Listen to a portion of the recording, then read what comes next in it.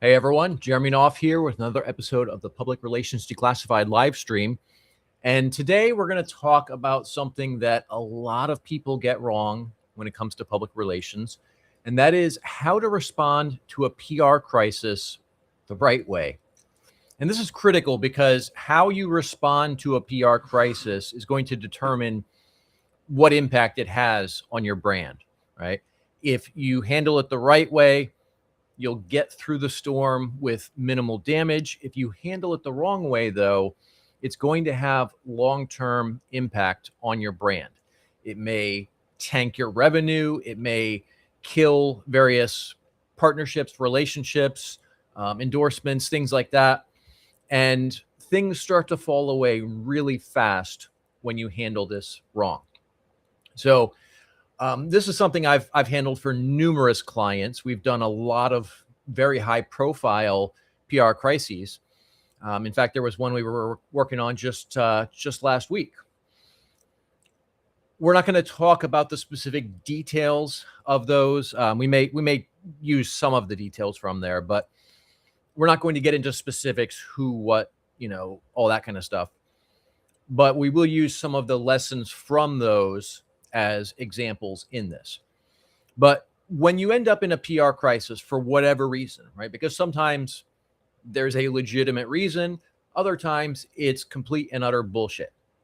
So the first thing you have to do is go down this decision tree path, right? We have to determine if it makes sense to respond at all, because there are cases where you absolutely should not respond. And if you respond in those cases, you just add fuel to the fire and make the problem worse.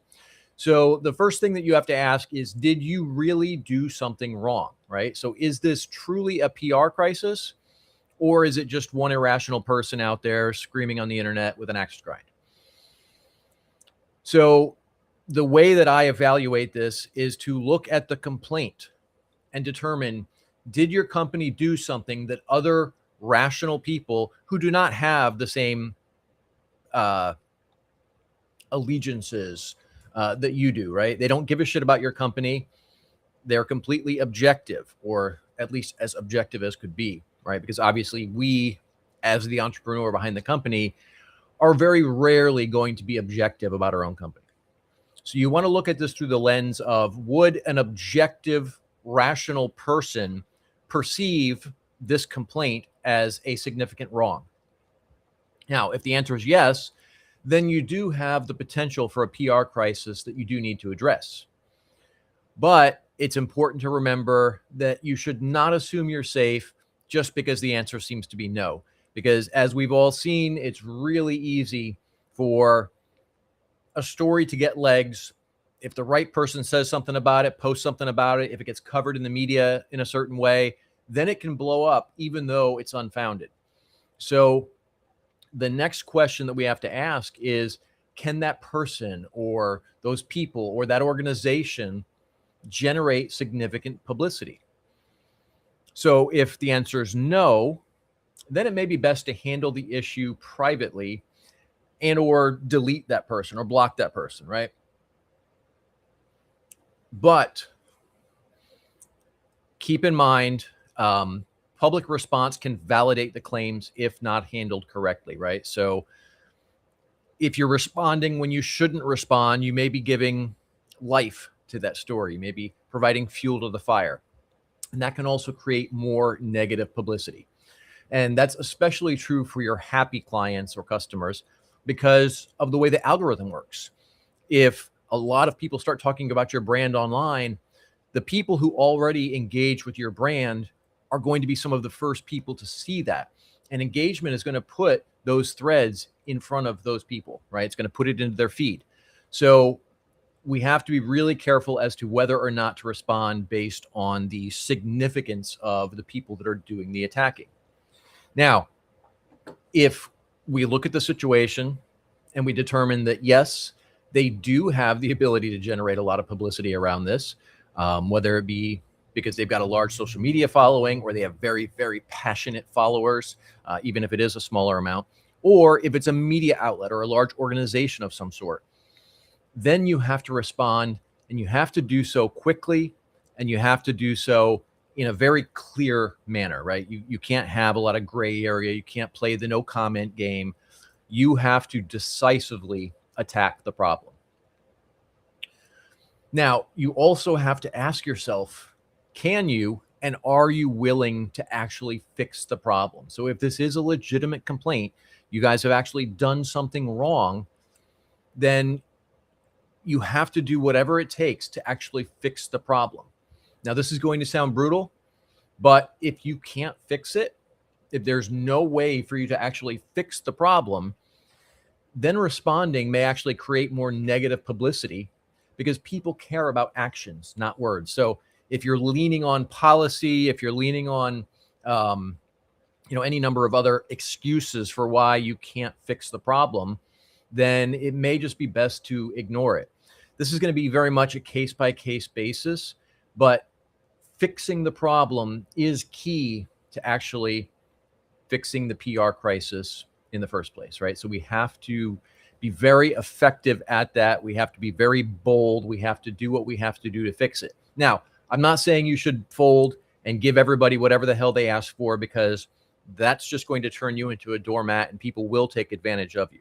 So this is one of those things that it's very much a case-by-case basis. We have to evaluate each situation on its own merits. But the foundation of everything, if we're going to respond to a PR crisis, we have to actually fix the problem. So let's talk now about the execution. So this is one of those areas where a PR crisis is very different than traditional PR. With traditional PR, you're just getting your message out there. You're sharing your expertise. You're maybe talking about your accomplishments. You're talking about the things you're doing, the impact you're creating in the world. And you're giving people valuable knowledge, valuable information that can benefit them in some way. And that's something that is always a long-term play, right? It doesn't create results overnight. You have to be out there consistently. You have to be out there putting your message out. But when it comes to a PR crisis, that's an entirely different situation. You essentially have to stomp on the gas and just go full speed as hard as you can for as long as you can. So the first step of that, once we've evaluated whether or not this is something that we should respond to, then we have to develop our strategy. And I always emphasize we have to be completely honest, and not just honest, but transparent, right? So there's a big difference there. So honesty is, I didn't date that person. Transparency is, I didn't date that person, but we had some flirty texts, or, we would, talk on the phone about relationships and this, that, and the other. Okay. Those are both technically true. One of them is only honest. One of them is honest and transparent, right? You're taking away the ambiguity. So anything that we do when it comes to a PR crisis has to be not only honest, but also transparent. Okay. We don't want to give anything that could be perceived as a lie or less than honest, right? Beyond that, once we've got the strategy, we are going out and messaging in a way that is completely honest and transparent. Now we have to start pitching quickly and aggressively. And when I say quickly and aggressively, typically the more high profile that you are, the more quickly and the more aggressively that you have to do this. So for the average business owner, usually within 24 hours is probably going to be fairly reasonable. And that doesn't mean that you're going to get your first media hit within 24 hours, but you start pitching within 24 hours at the latest. Now, when it comes to higher profile people, you've got, very large, prominent entrepreneurs like Elon Musk or Mark Zuckerberg or somebody like that, or you have celebrities. You have to be even faster and even more aggressive, right? So there was one that we were involved with here recently, and we had the call with the client. Within about 10 minutes of getting off the phone with that client, I had already sent our first pitch. And just a couple of minutes after that, we had our first exclusive with a tier one media outlet, one of the top media outlets in the world. That then later ended up over the course of a few days turning into about 175 major media features, right? That is a textbook case of doing this the right way. It's a textbook case of going fast and going aggressive. We got the story out there.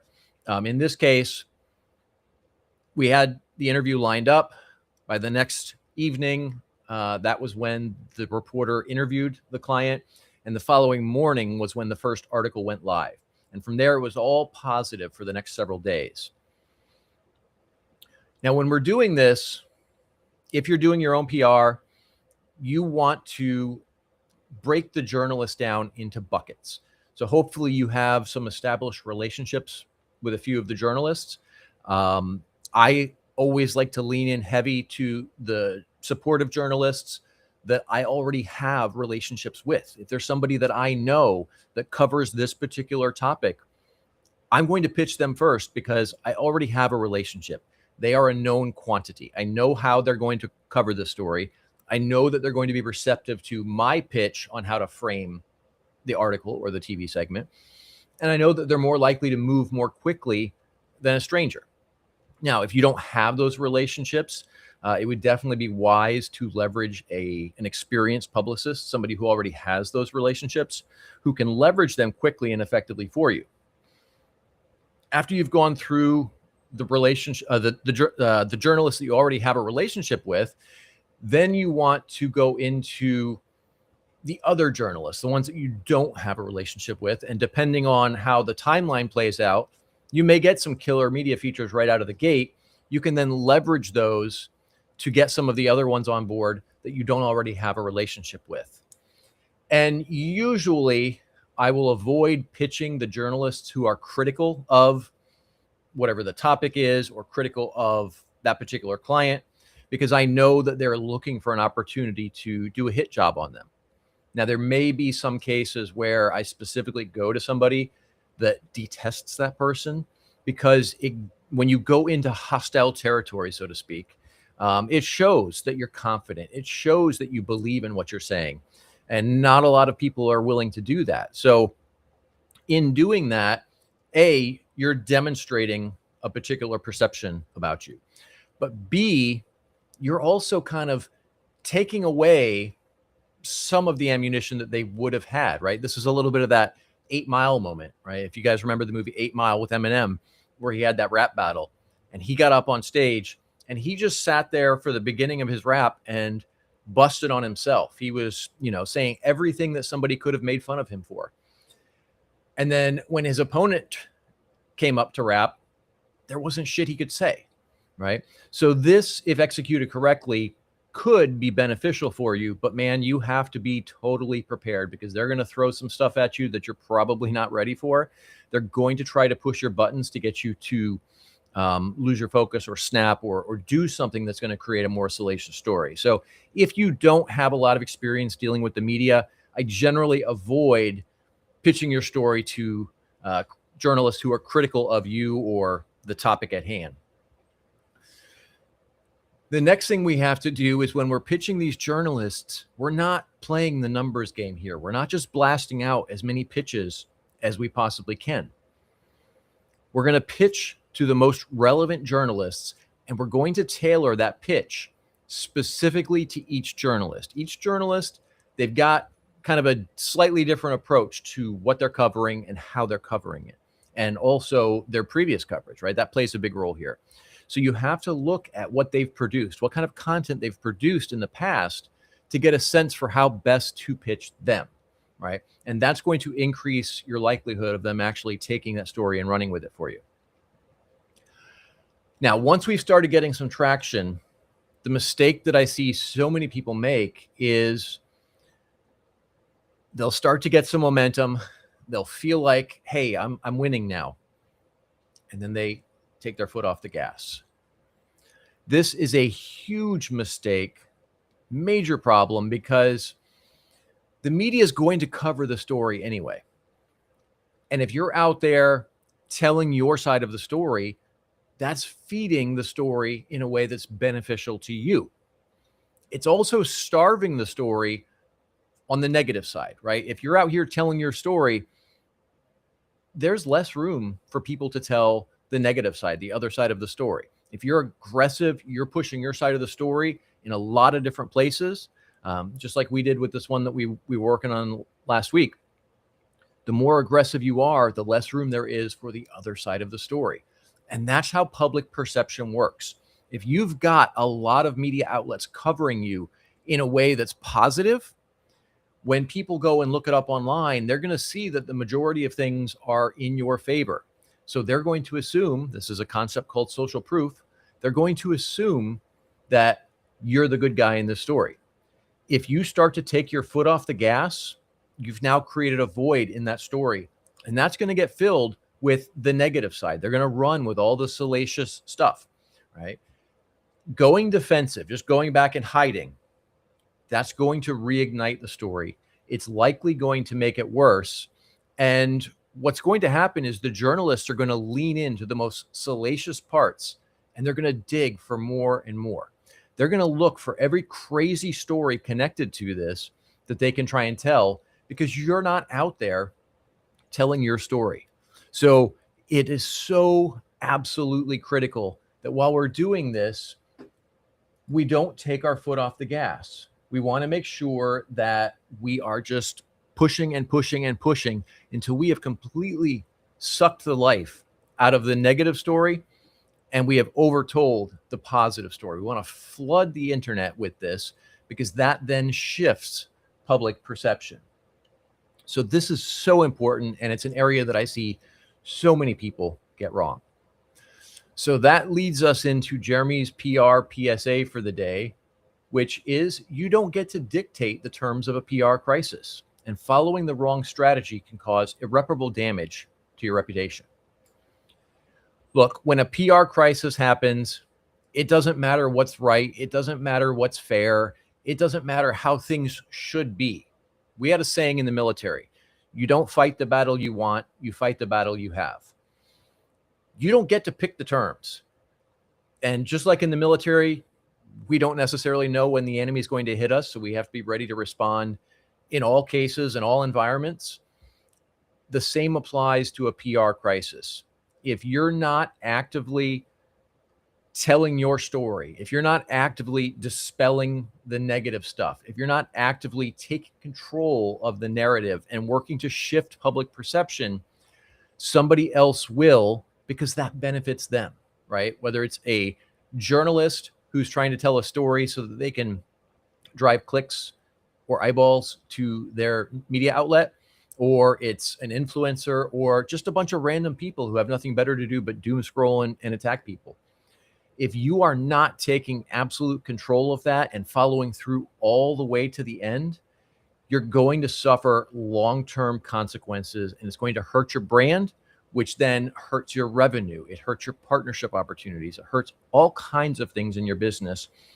And it's the kind of thing that, if not handled quickly and correctly, can actually destroy your business in the long term. So we want to avoid that. We want to make sure that we are not creating an environment that essentially empowers the negative side of the story and hurts us. We want to be aggressive, and we want to take control of it. We want to crush the story.